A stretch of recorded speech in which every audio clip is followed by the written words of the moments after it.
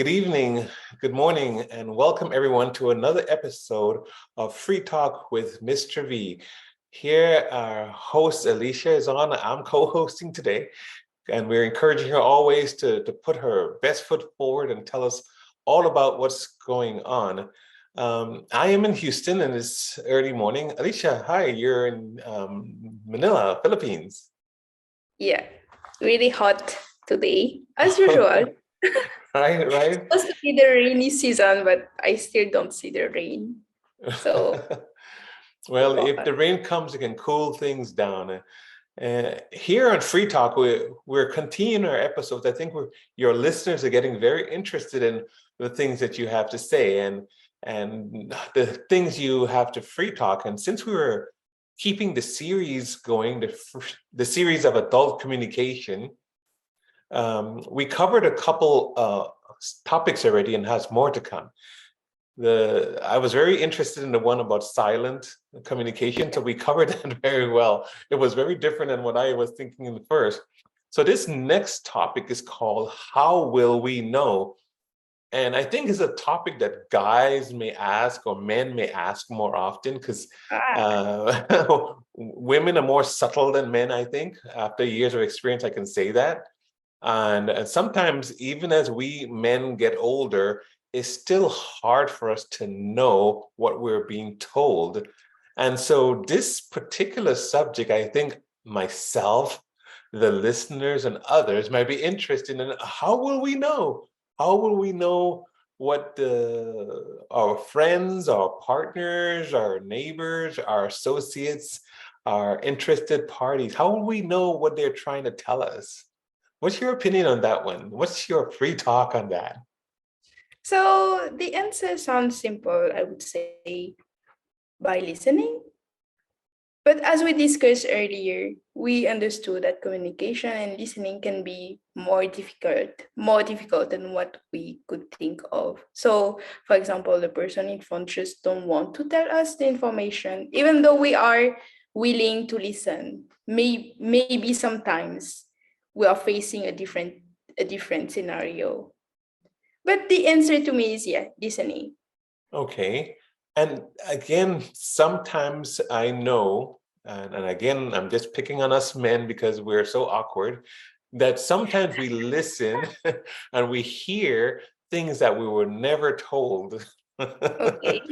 Okay, so whether we were at work or whether we're at home or in a social gathering or something, sometimes we hear things and we think we're hearing things, and while we're listening, how will we know? What else do we have to kind of look for to really know? What do you think we should do to really know that we're getting the right communication, that we're getting the right signal?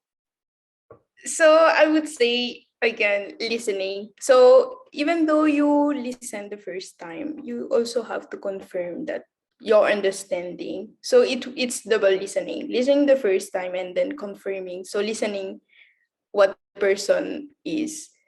And also get to understand what the person really meant. Because sometimes it happens to everyone. We say something, but we meant something different.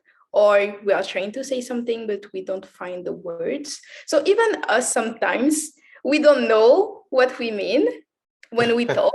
So it's really, communication is really tricky. And it's true. Sometimes we don't always know what we're trying to say or what we really mean.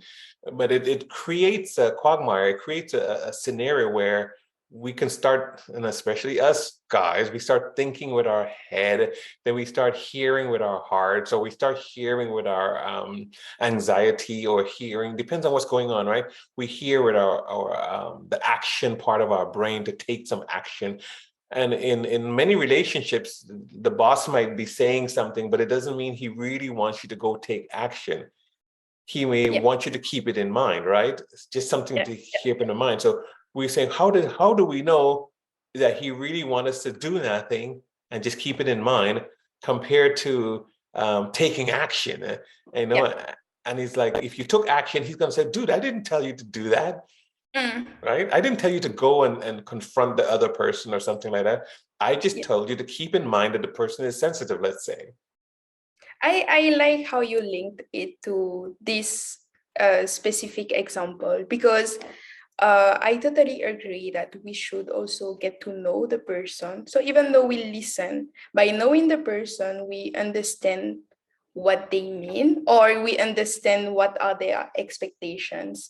In the couple, for example, we learn their body language. So we know what they are expecting, I don't know, as a gift or as a expression of love. So in their workplace, we get to know our colleagues, we get to know their personality. So we also kind of understand what they expect from us and how they behave. So we also learn how to decode their behavior, their language. So it's really linked to our previous sessions. Right, right. And I think it's going to link to even more sessions as we come up, because you mentioned the body language again. Let's say we're talking to the boss. I know some adults get aggravated when we ask too many questions in return, not rhetorical, but direct action questions to see or to confirm what they're saying. So say the boss was telling me about maybe how sensitive the person was, and maybe you should confront them. And I thought, wait a minute, dude, are you saying I should go and talk to this person? So it's me asking again, and I guess it's a clarifying question. Are you saying it's okay to go and talk to this person and to have a one-on-one meeting with them, to tell them the issue that we're having, to confront it? Let's say at work, sometimes at work, HR may let you know you have a sexual harassment issue or a harassment issue in general. But yet on the other end of it, you didn't know you were creating that environment, or you didn't even know you created a hostile environment. So when HR is telling you, I guess you can't assume automatically that they're saying you need to go confront the situation. So I would particularly ask, what am I to do? Because I never intended any of these things. And so here I started communicating with HR saying, I didn't intend this. My behaviors was never along those lines. My thought patterns were never along these lines. So now these things came up. What should I do? How would I know what the course of action is? Have you experienced anything like that? Not really, but it's so interesting because it reminds me of also the cultural way of communicating. And especially now I live in Asia. So of course it's sometimes really difficult for me to know what the person is trying to say, because they have a very indirect style of communication. Right. And coming from a Western country, we are really direct. When we want something, we say it directly, even though sometimes we need some clarification. But here it's really challenging. And yeah, how would I know what you mean? How would you know? And I guess how would we know without asking? And there could be an infinite amount of questions we could ask to clarify, but we humans tend to make a lot of assumptions, and a lot of assumptions based on our culture, like you mentioned, your cultural location or cultural upbringing or behavior. Now, where you are in the Asiatic world, in the Philippines, when I'm there, I get a lot of yes. But the Yeah. yes does not mean, and I'm okay, I got yeses, and then I sat around waiting to see if it's being executed as a yes. And I was like, how come nothing happened? So culturally, a person say, yes, they're going to do this, but nothing was done. So I was saying that yes did not mean yes. But all the same, Or I would I go would ahead. say yes means yes. From my experience, yes means yes. They have the intention, but sometimes they also wait to know what our expectation on how to achieve the plan. Right, right. So yes, they're going to go forward, but they also need to know, how do they know that you're what Yes. direction you want? Okay. And I guess sometimes, how do we know? I think there's a lot of cultural groups who does not like to fail us in the work environment and so on, so we won't know. Now, there are other settings also. So you're sitting at a bar, you have your drink, a guy comes up and he starts to talk to you and ask you, would you like a drink? You already have one. How do you That's know what his intentions are, why he's talking to you? I'm putting you on the spot. So I would say you never know what are the intention of someone who is coming to you, but they should know what is if you are open by looking at your body language, whatever their intentions are. I feel like they are the one who should read if the person they are coming to is open to what they are trying to get, right? Right?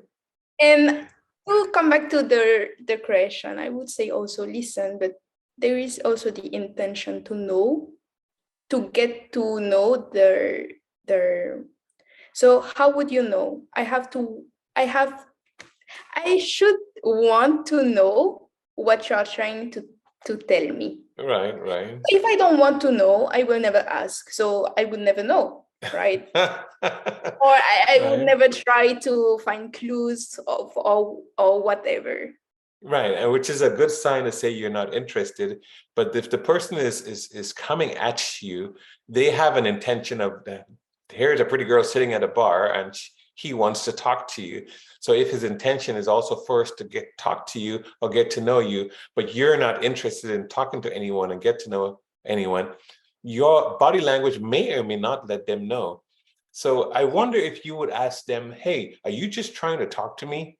And the guy said, yes, I'm trying to talk to you. So that's the only way he would know without reading your body language. Your body language could say, come near, or your body language could say, get away from me. And sometimes men or women who are trying to talk to you may have misread, right? They may misread what your body That's language right. is saying. So they should say, hey, I'm trying to talk to you. I want to get to know you. Would that be the right thing to do? Because, But go yeah, ahead. at the same time, we have to be honest. It can be weird if the person comes straightforward in the dating pool. It can be weird if the person comes straightforward. Oh, I want this. I want to get to know you. I want to, I don't know, start a relationship. Sometimes it's kind of a turn off Right. because it kills their the period where, oh, I don't really know what he wants, maybe he likes me, maybe not. So it's a cool period, the unknown, especially in the dating area. But when the person comes straightforward, it kind of rips off any. And again, say this person was just that clumsy or that awkward to just pour it out saying, since you cannot tell what his intentions are, he tells you straight up what his intentions are. So he's letting you know, and then it turns you off. How will he know that you do not appreciate that?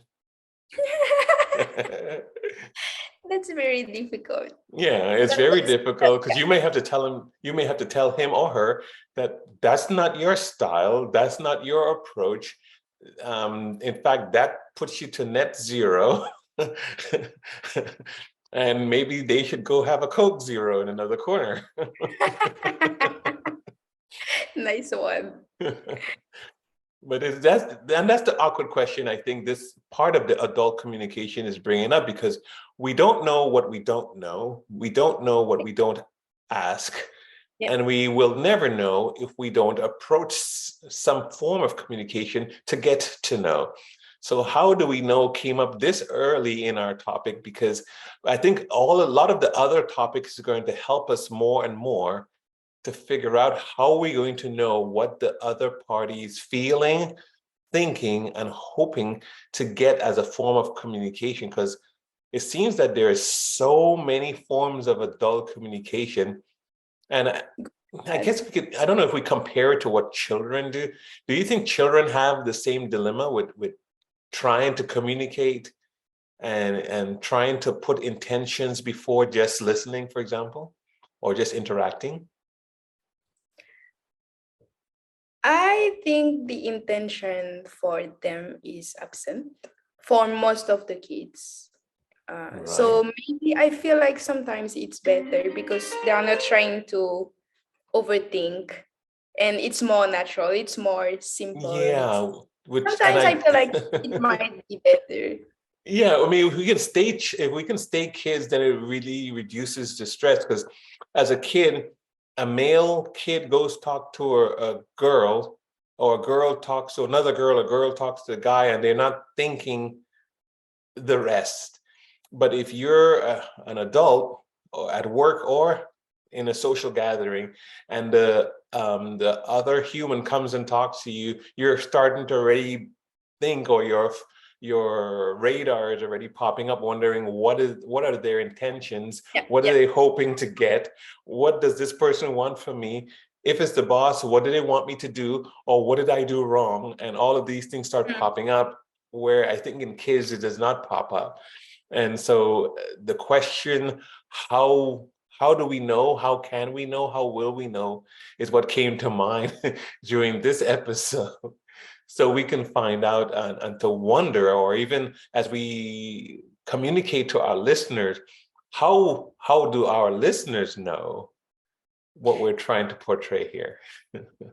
That's also interesting to talk about the kids, because I feel like how would we know is also comes also with experience. So from the experience, we can deduct conclusion. So I experienced this, and then this happened. So now I know this is the outcome. And kids don't have experience at all. Very good, very So good. they are not trying to know because they don't care. They are kids. They just want to have Right. fun. And also they don't have the experience to decode the action of others. And it's also negative because sometimes I feel like in the parenting, uh, most parents always try to do their best with the kids, but sometimes they, childhood trauma. But even though childhood trauma can comes from a good intention from the parent to protect the kids. Let's say, for example, a girl is not allowed to go out at night. It's for her good from the parent side, but Right. she feels like, oh no, I cannot do anything.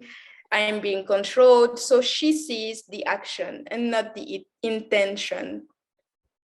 So I feel like it's also good to remove to not to get to know the intention, but sometimes it's also bad because you can perceive something as negative, even though it was supposed to be positive. Right, right. So I mean, I like the area where you were bringing up the experience, and so there is a cultural, or even probably an HR approach, if you're always picking on HR, where they, but they said you should be old enough to know. And Hmm. many will use the phrase. Maybe I don't know if it's a phrase used in a court of law or a social court of law, where they think we're always old enough to know. But if children have no experiences, why they do not deduct that there's an intention towards them, then as we get older and we're have that experience and we're old enough to know, then we will conclude that experience teaches us what we ought to know. So my curiosity would be, well, what if someone never had that experience? How will they know? Yeah. And the level of naiveness that comes with us. I mean, I was an 18-year-old coming from the Caribbean going to California. My culture shock meant that there was a lot of things I did not know because I never experienced it. And so the question is, how will we know if we have never experienced? And so that particular moment that we went through the experience is when we started to know, it seemed like to me. I would like to add to what you are saying that knowledge comes from experience a lot, but we can also learn from other people's mistakes by Yes. listening, by reading, by getting also the intention to wanting to know. So if I want to know how is life in the Philippines, how is the culture, even though I never experienced any Asian culture, if I want to know, then I will make research, I will ask question, I will, I will make the effort to get to know. Right, right. And that helps minimize the errors. It helps minimize the no. And in the social gathering, if someone asks you to dance and supposed to say yes because it's a fundraising money dance, or if you were supposed to say no because the person's spouse was right there, or if you were supposed to do something, supposed to do that. You're going to make a mistake or two, but that's how you start getting to know. And we should learn from our mistakes, learn from our surroundings, learn from others, and pick up as much as we can so we can get to know. But one thing I think as we grow into adulthood and we using this adult communication, another thing we picked up from HR was where the environment is supposed to be respectful at the minimum, and that we get to know our behaviors and our communication styles and intentions by at least having a minimum form of respect for each other. And so we would never approach someone in a way to disrespect them, because that's the easiest way to not know. But we respect them, and we go back to one phrase you used early. You said you listen, right? You listen cautiously, you listen carefully. And yes, you could make your statements and ask your questions and say, hello, how are you? But if you said, hello, how are you at a social event, you should at least listen to what the person says in reply, right? And then you'll start picking up more body language, you'll start picking up more observations, and you'll get to know. And then you can still ask if the person feel like talking, hey, you feel like talking to a stranger? And maybe they might reply to that. That's some of the ways of getting to know. But I think we should ask our listeners to tell us, to maybe write in and give some comments and feedback, to let us know some of their experiences they've been through. What do you think? I would love to read our listeners' comments. Yeah, I just sure hope they send some in, because we're going to continue with this line of conversation. We're going to continue with this adult communication. And Alicia, it's really always a pleasure to have you on, guiding us and directing us with this, because your opinion is solid, is sound, it's very mature. And I like that, because again, here on Free Talk with Mr. B, we do not know what to expect. But we do expect that we will speak freely, talk freely on Free Talk. So looking forward to another episode. Looking forward to seeing you again. It was so nice having you on again with us. Thank you. Thank you. See you. Bye-bye. Thank you again.